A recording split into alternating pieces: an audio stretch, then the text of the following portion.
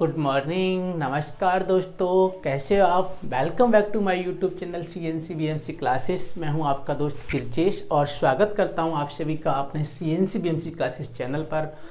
दोस्तों, आज फिर से मैं एक बहुत ही इम्पोर्टेंट टाइटल लेकर आया हूं, टैक्ट टाइम। बहुत सारे लोगों को पता नहीं होता कि टैक्ट टाइम होता क्या है, इसकी कैलकुलेशन कैसे करते हैं। तो आज जो इसके इम्पोर्टेंट कॉन्टेंट है मैंने यहाँ पर लिखे हुए हैं, definition of tact time English and Hindi. इसकी हम डेफिनेशन जानेंगे, परिभाषा जानेंगे हिंदी और इंग्लिश में। फॉर्मूला इसका क्या होता है टैक्ट टाइम का, वो जानेंगे हम। Formula of tact time, history of tact time, tact time की हिस्ट्री। इसमें हम जानेंगे टैक्ट टाइम को सर्वप्रथम कहाँ पे, किस देश ने इसको यूज किया, कहाँ पे इसकी खोज हुई, किस कंपनी ने इसको सबसे पहले यूज किया और किस लिए यूज किया। यहाँ पे हिस्ट्री जानेंगे। Use of tact time, tact time का यूज क्यों करते हैं, इस पॉइंट पर भी हम डिस्कस करने वाले हैं। बने रहिएगा हमारे साथ, वीडियो को पूरा देखना दोस्तों। एक एक पॉइंट आपको क्लियर होगा। यहाँ पे गारंटी देता हूँ मैं 101% की कि आपके हर डाउट टैक्ट टाइम से रिलेटेड जो भी डाउट होंगे आपके आज क्लियर हो जाएंगे। इसके बाद आपको कोई भी टैक्ट टाइम से रिलेटेड वीडियो देखने की ज़रूरत नहीं पड़ने वाली है दोस्तों। वीडियो को करते हैं स्टार्ट।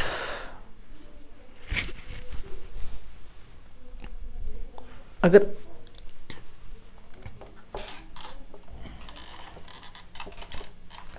दोस्तों आपसे एक छोटी सी रिक्वेस्ट है, अगर अभी तक आपने हमारे चैनल को सब्सक्राइब नहीं किया है तो प्लीज़ चैनल को सब्सक्राइब कर दीजिए, क्योंकि बाद में आप भूल जाओगे। तो सबसे पहले क्या करेंगे हम दोस्तों, टैक्ट टाइम की डेफिनेशन जानेंगे हिंदी में। TAKT टैक्ट टाइम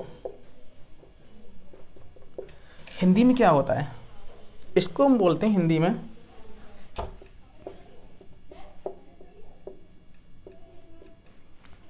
कस्टमर द्वारा दिए गए ऑर्डर में से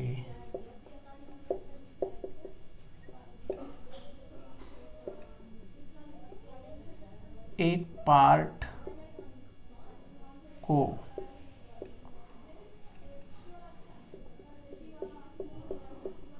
बनाने में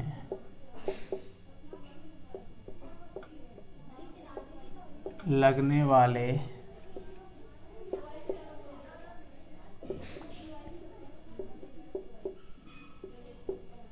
मैक्सिमम टाइम को टैक्ट टाइम कहा जाता है।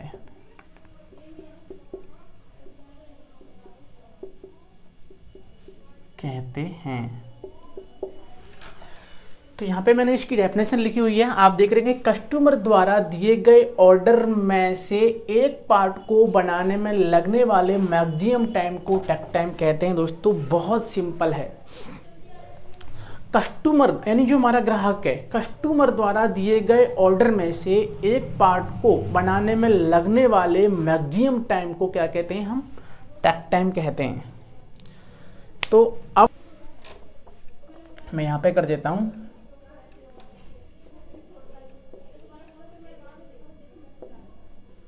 टैक्ट टाइम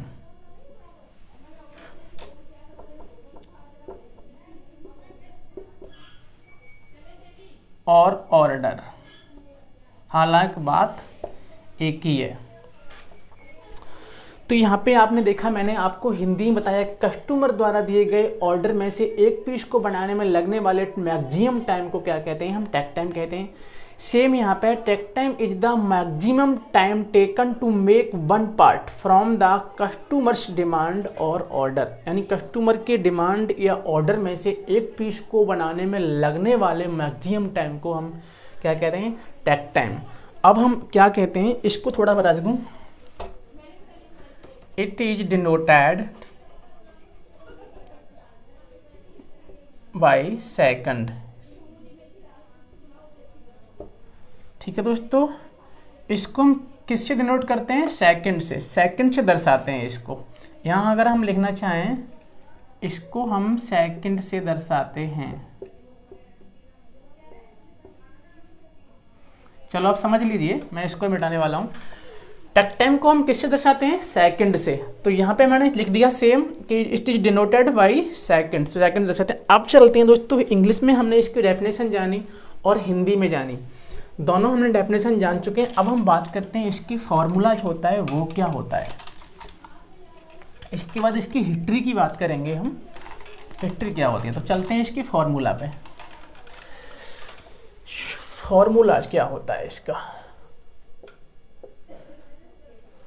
फॉर्मूला जो इसका होता है दोस्तों, takt time is equal to, अगर हम बात करूं मैं T sorry takt time, short में लिख लीजिए T is equal to net available time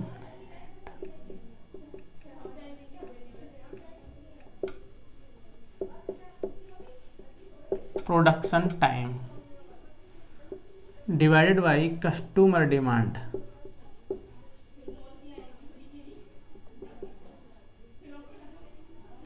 ठीक है दोस्तों, takt time is equal to होता है net available time, net available production time divided by customer demand. अब आपको कुछ डाउट हो रहा होगा यहाँ पे दोस्तों, ये कि नेट अवेलेबल टाइम क्या होता है। तो दोस्तों मैं नेट अवेलेबल टाइम आपको बता देता हूँ। अभी नेट अवेलेबल टाइम में क्या होता है, हमारे जो लॉसेस होते हैं, टी टाइम, लंच टाइम, ये ऐड नहीं होते हैं। मैं आपको अभी बता देता हूँ एग्जाम्पल के थ्रू, फिर इसकी एग्जाम्पल के थ्रू एक डेफिनेशन और जानेंगे। तो मैं पहले आपको ये बता देता हूँ, इसका जो ये है इसका हम निकालते कैसे हैं, फॉर्मूला के अनुसार से। ठीक है, तो कस्टमर डिमांड जो है हमारी वो कितनी है, 270 पार्ट। मान लीजिए जो कस्टमर की जो डिमांड है ये आपकी 270 है दोस्तों। ठीक है, मैं आपको सिंपल सा फॉर्मूला बताऊंगा, बहुत इजी करके आपको समझ में आने वाला है। सो मान लीजिए अगर मेरी कंपनी आपकी 6 से 6 AM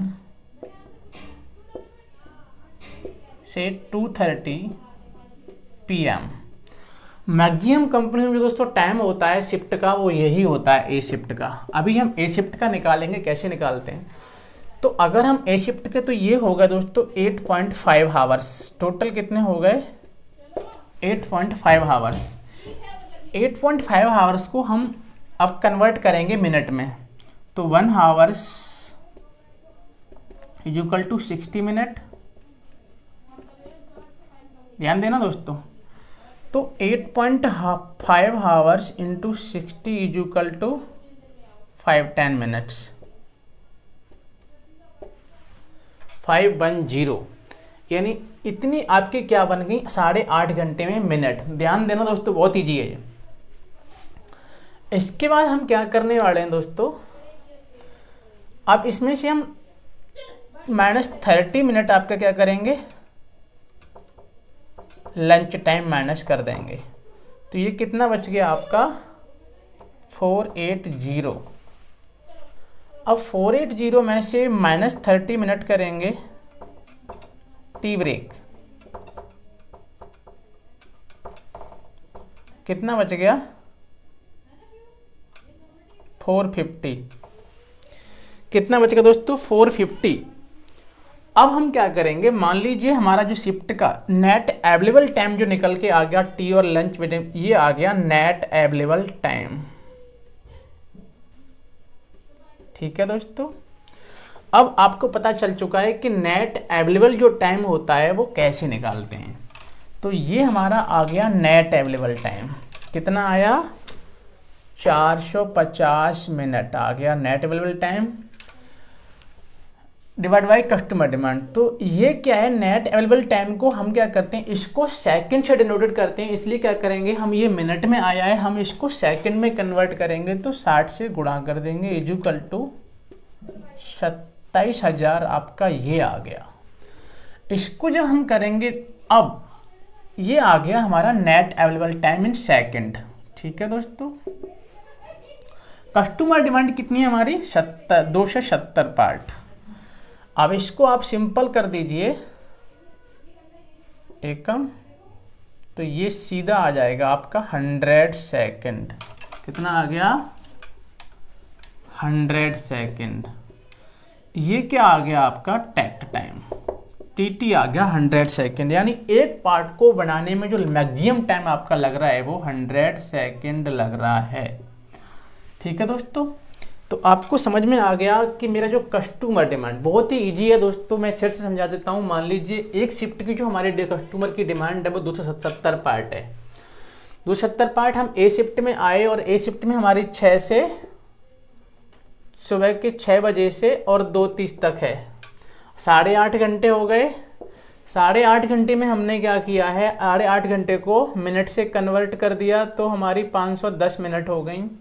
इसमें से हमने 30 मिनट का आपका माइनस कर दिया क्या, लंच टाइम, और क्या कर दिया, ये रह गई 480। ठीक है, इसमें से हमने 30 मिनट और माइनस कर दिए टी ब्रेक, ये बच गई हमारी 450 मिनट। 450 मिनट को हमने जब सेकंड से गुणा किया है तो हमारी 60 से, यानी सेकंड में कन्वर्ट किया है तो हमारा 27,000 आ गया। कितना आ गया, 27,000 सेकंड बन गई हमारी। 27,000 सेकंड है। हमारी जो कस्टमर डिमांड है वो कितनी है, 270। तो अगर हम इससे मल्टीप्लाई करके निकालते हैं तो 100 सेकंड हमारा आ जाएगा। ये क्या आ गया, हमारा टेक टाइम। तो आप टेक टाइम निकालना सीख गए।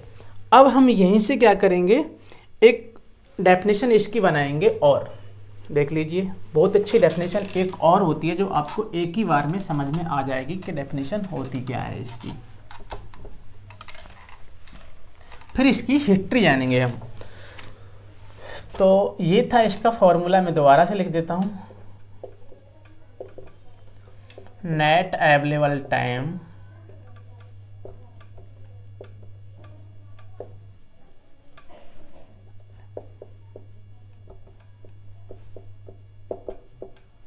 प्रोडक्शन टाइम, या मतलब जो रन टाइम होता है उसको हम नेट अवेलेबल टाइम बोलते हैं, डिवाइडेड बाय कस्टमर डिमांड।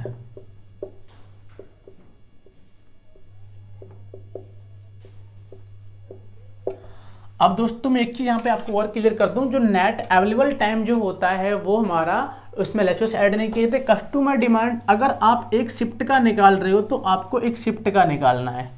अभी मैं आपको पूरे 24 घंटे का निकाल के दिखाऊंगा, लेकिन उससे पहले हम क्या करेंगे, एक शिफ्ट का हमने निकाल के दिखा दिया, उससे पहले हम इसकी डेफिनेशन जानेंगे कि टेक टाइम होता क्या है। इससे भी एक डेफिनेशन बनी है, बहुत ही अच्छी डेफिनेशन है दोस्तों, ये आपको समझ में आ जाएगी बहुत इजीली। तो टेक टाइम होता क्या है, तो अब मैं इसकी बात करूंगा। टेक टाइम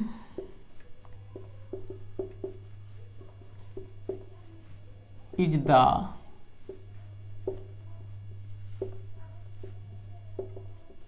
कैलकुलेशन ऑफ, ध्यान देना बिल्कुल इसी फॉर्मूले से बनी है टेक टाइम की definition. Takt time is the calculation of net available production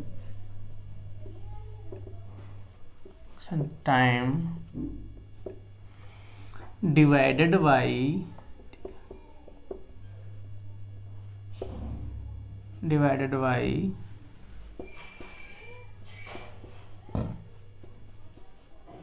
customers demand और ऑर्डर। देख लीजिए, अब आपको हिंदी और इंग्लिश में मैं ऑलरेडी डेफिनेशन बता चुका हूं दोनों दोस्तों, लेकिन यहाँ पे जो डेफिनेशन बताई है मैंने इस फॉर्मूले के हिसाब से बनी हुई है। यानी टेक टाइम किसे कहते हैं, takt time is the calculation of net available production time, net available production time divided by customer demand, divide by customer demand. तो आप यहाँ से भी इसकी डेफिनेशन बहुत ही इजी सिंपल फॉर्मूले से बना सकते हैं, जैसे कि मैंने आपको बना के दिखा दी है। यहाँ पे आप यहाँ पे भी लिख सकते हैं, it is denoted by second, इसको हम सेकंड से दर्शाते हैं, या इन लग सकते हैं यहाँ पे, इसे हम सेकंड में दर्शाते हैं, डिनोटेड इन सेकंड। तो दोस्तों यहाँ तक आपको क्लियर चल चुका है कि ये होता क्या है। ठीक है, अब हम बात करते हैं इसकी हिस्ट्री की दोस्तों। इसकी टेक टाइम आया कहाँ से, टेक टाइम की शुरुआत कहाँ से हुई, इस कंप्लीट हिस्ट्री की बात करते हैं। तो मैं आपको बता दूं यहाँ पर दोस्तों, टेक टाइम क्या है।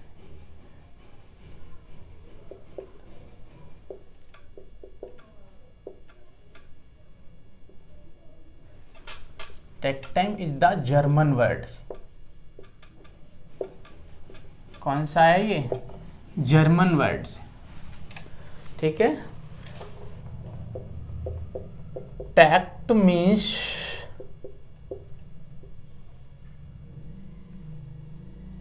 Pulse,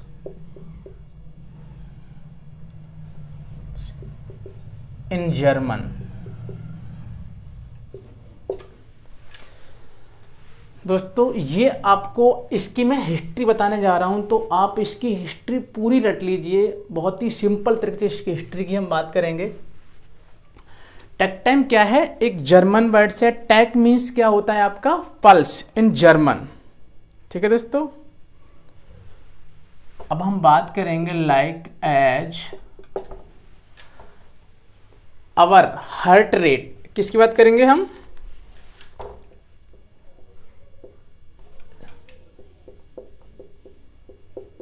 heart rate. हमारा जो दिल की जो हमारी धड़कन होती है, हार्ट रेट कैन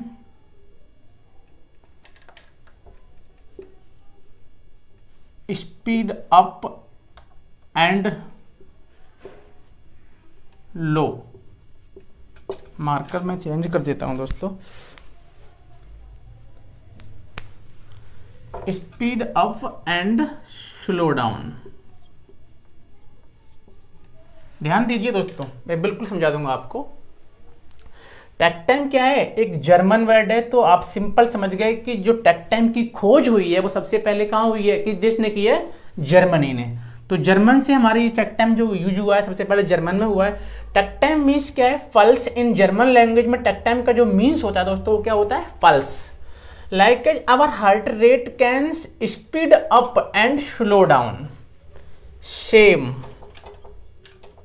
अब यहां से आपको समझने वाली बात आ गई यहां पे। अब क्या होगा, जैसे आपने समझा our heart rate can speed up and slow down, same your company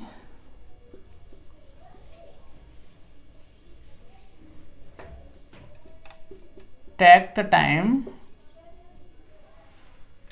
हमारी जो कंपनी का जो टेक टाइम होता है कैन बी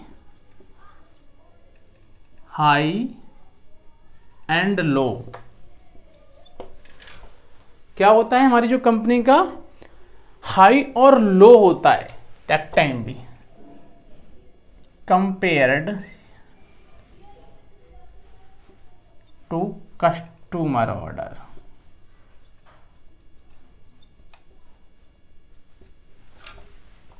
अब समझने वाली बात दोस्तों बहुत इजी है, कुछ नहीं है दोस्तों। इसकी हिस्ट्री में टेक टाइम क्या है आप सिंपल समझिए। टेक टाइम क्या है, एक जर्मन वर्ड है।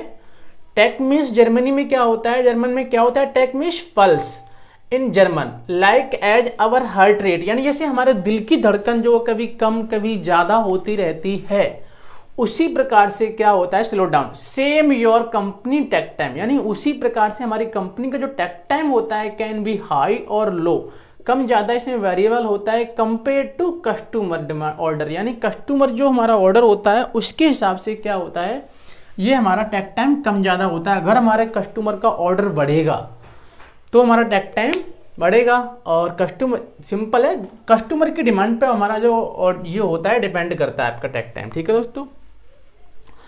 अब इसकी हम और बात करते हैं। फर्स्ट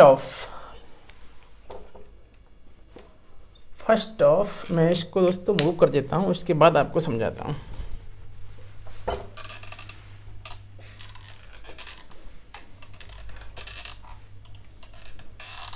सबसे पहले किस देश की कंपनी ने किसने यूज किया था, तो आप यहां पे देखेंगे first of all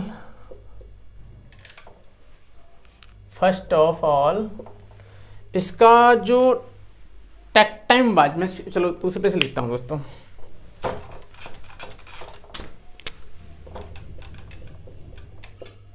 take time was first of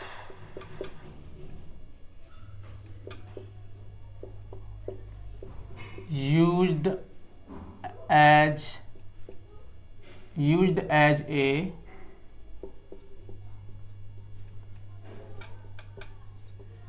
production management tool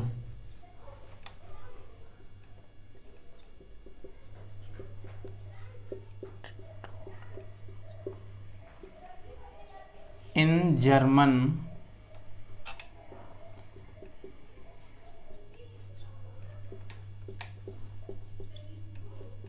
aircraft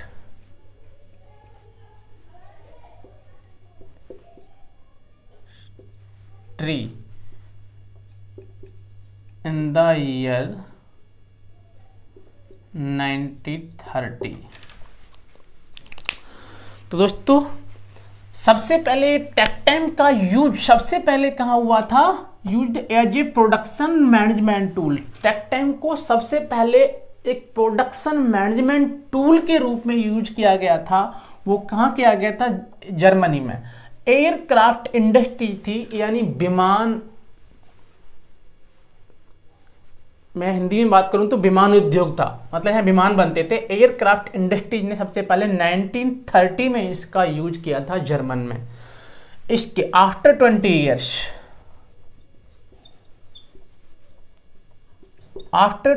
years यानी हम बात करें तो 1950,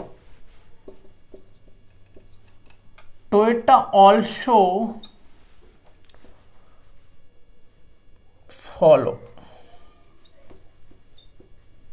दिस कंसेप्ट। यानी 1950 में टोयोटा, जो आप टोयोटा के बारे में सबने जाना होगा, टोयोटा भी एक जापानीज कंपनी है और हम बात करें तो ये बहुत ही अच्छी कंपनी है। 4 व्हीलर्स कार मैन्युफैक्चर कंपनी है और नंबर 1 कंपनी हुआ करती थी कभी। तो ये इस कंपनी ने क्या किया, इसको 1950 में इसको कंप्लीट तरह से इस कंसेप्ट को फॉलो कर लिया। इसके 10 ईयर्स बाद, आफ्टर 10 ईयर्स, यानी कि 1916 में इसके जितने भी वेंडर थे टोयोटा से रिलेटेड, जो भी वेंडर थे, उन सब ने इस कंसेप्ट को अडॉप्ट कर लिया। यानी सारे जो कंसेप्ट थे, मतलब सारे जो वेंडर थे टोयोटा को, जो वेंडर मतलब जो पार्ट देते थे, जितनी भी कंपनियां टोयोटा से अटैचमेंट थी, उस टोयोटा ने हर कंपनी के एक कंसेप्ट लगा दिया कि आपको ये कंसेप्ट, एक कंडीशन लगा दी कि आपको ये टेक टाइम का फॉलोअप हर किसी को करना पड़ेगा, वो अडॉप्ट करना पड़ेगा। तो सब ने इसको अडॉप्ट कर लिया। इस तरह से क्या करते हैं हम, ये इसकी हिस्ट्री थी। अब मैं आपको बताऊंगा इसका जो प्रोडक्शन फॉर्मूला के हिसाब से अगर कंप्लीट हमें निकालना हो किसी शिफ्ट का, तो वो कैसे निकालते हैं दोस्तों। चलिए अब दोबारा से इसका मैं फॉर्मूला लिखता हूं यहाँ पे दोस्तों।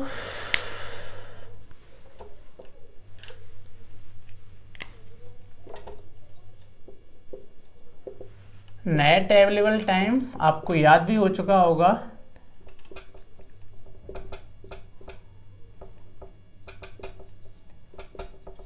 Net available production time divided by customer demand.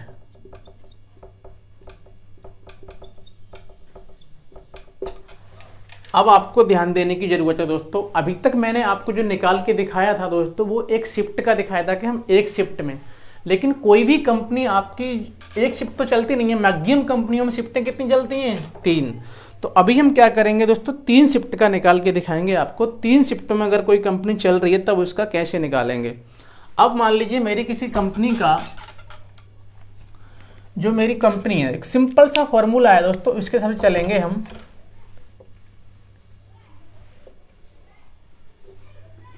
एक कंपनी है ये, मान लीजिए, और इसको एक वेंडर है ये। यहां से ये जो है, ये जो कंपनी है 3 शिफ्टों में चलती है, ठीक है। 3 शिफ्ट्स। और ये जो कंपनी है मान लीजिए मारुति, सिंपल करेंगे मारुति, कौन सी है? मारुति। और ये कोई कंपनी है इसका वेंडर जो इसको मटेरियल की सप्लाई देता है। सिंपल सा दोस्तों फार्मूला। अब इसकी जो एक दिन की डिमांड है यानी 24 आवर्स, ये कंपनी कितनी चलती है? 24 आवर्स। और 24 आवर्स में इसकी 3 शिफ्टों में चलती है, ए बी सी। मैं यहाँ लिख देता हूँ ए बी सी। दोस्तों बहुत सिंपल है, ए बी सी 3 शिफ्टों में चलती है 24 आवर्स। और इसकी जो 24 आवर्स की डिमांड है वो कितनी है? 1200। ये इससे कहती है कि मुझे 1200 पार्ट पर डे चाहिए। 1200 पार्ट्स क्या चाहिए? Per day. तो अब हम इसका निकालेंगे दोस्तों। कैसे निकलेगा इसका, मैं आपको इजी करके निकाल देता हूं।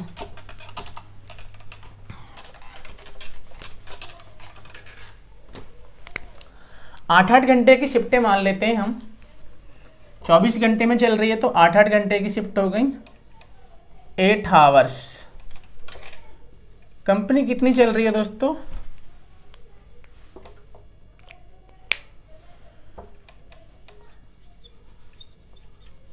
Company running time 24 hours. Shift कितनी है? 3। कितनी शिफ्ट है? 3। तो हम क्या करेंगे, 3 से इसको 24 को डिवाइड करेंगे तो कितना आ गया? 8 आवर्स। यानी 8 घंटे की शिफ्टें चल रही हैं। अब 8 घंटे को हम क्या करेंगे, 8 आवर्स को हम मिनट में कन्वर्ट करेंगे तो 8 × 60 क्या बन जाएंगे? इसके हमें क्या बनाने हैं? मिनट। कितने मिनट बन गए? 480 मिनट बन गए दोस्तों हमारे। अब 480 मिनट में से हम क्या करेंगे, 30 मिनट लंच डिनर टाइम काटेंगे, 30 मिनट आपका टी ब्रेक काट देंगे। तो कितना बचेगा? 60 माइनस कर देंगे, यानी 60 ये माइनस करेंगे तो 420 ये बच जाएगा दोस्तों। हमारे कस्टमर की जो डिमांड थी इसकी मारुति की वो कितनी थी? 1200 पार्ट। अब आप देख लीजिए 420 मिनट बच गए। अब ये कितनी? एक शिफ्ट की आ गई दोस्तों। कितनी की आ गई? एक शिफ्ट की। लेकिन हमारी जो कंपनी चलती है वो कितनी शिफ्टों में चलती है? 3 शिफ्टों में। तो मैं आपको यहाँ दिखाऊंगा अभी। 420 मिनट आ गया मेरा एक शिफ्ट का, लेकिन कंपनी चलती है 3 शिफ्टों में। तो 3 से इसको गुणा कर देंगे तो हमारा कितना आ जाएगा? 1260 मिनट। ठीक है दोस्तों, 1260 मिनट आ गया हमारा। अब 1260 को हम क्या करेंगे, सेकंड से कन्वर्ट कर देंगे। 1260 इंटू 60 से गुणा कर देंगे तो क्या बन जाएंगे इसकी? सेकंड। तो अगर मैंने ऑलरेडी ये कैलकुलेशन करके रखी है, आपको ये कैलकुलेशन करोगे तो आप 75,600 ये आ जाएगी इसकी दोस्तों कैलकुलेशन। मैंने ऑलरेडी ये करके रखी हुई है। अब ये क्या आ गया मेरा? सेकंड आ गया हमारा। इतनी सेकंड आ गई। कस्टमर डिमांड कितनी है? 24 घंटे में, यानी कि कंपनी की 24 घंटे का रन टाइम कितना आ गया सेकंड में? इतना। तो इसको हम क्या करेंगे, divided by customer demand. Customer demand कितनी है मेरी? 1200। इसको जब आप सॉल्व करोगे दोस्तों तो आपका आएगा 63 सेकंड। 63 सेकंड। ये क्या आ गया आपका? Tact time. यानी एक पीस को बनने में मैक्सिमम टाइम एक पार्ट का कितना आएगा? 63 सेकंड। दोस्तों वीडियो कैसा लगा आपको? अच्छा लगा तो चैनल को सब्सक्राइब कर दो, लाइक करो ऐसे इन्फॉर्मेटिव वीडियो पाने के लिए। Thanks for watching.